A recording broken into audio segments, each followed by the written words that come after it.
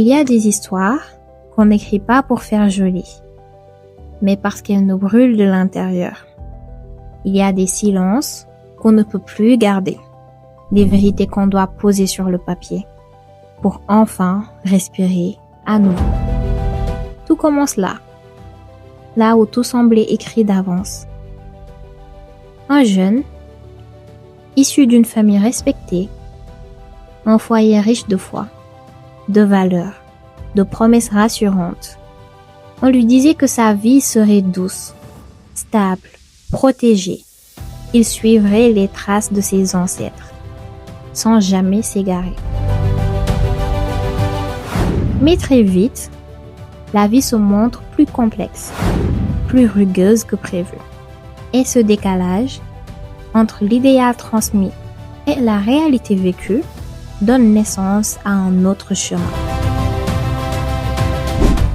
Ce livre est un voyage, une traversée intime, des souvenirs d'enfance bercés par la tradition, au premier questionnement, des bancs d'école de Louga, aux salles d'examen du bac, des rêves trop grands, aux premières déceptions. Une quête de sens, spirituelle, profonde, humaine. Mais ce chemin ne s'arrête pas à lui. Il a rencontré des âmes, des visages lumineux, qui cachaient des blessures insoupçonnées.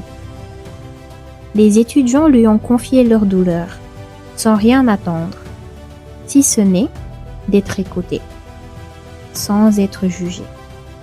Leur histoire l'ont transformé et lui ont appris que ceux qui souffrent le plus sont souvent ceux qui donnent le plus et que la vraie force, ce n'est pas de ne jamais tomber, c'est de continuer à marcher, même avec le cœur en morceaux.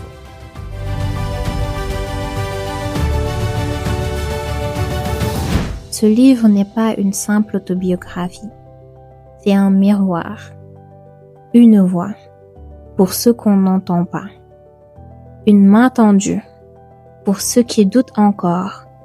Lis ces pages, non pas comme un roman, mais comme une confidence avec ton cœur, pas seulement tes yeux. Et peut-être qu'à travers cette histoire, tu reconnaîtras un peu de la tienne. Le titre, Il arrive. L'auteur, tu le découvriras très bientôt.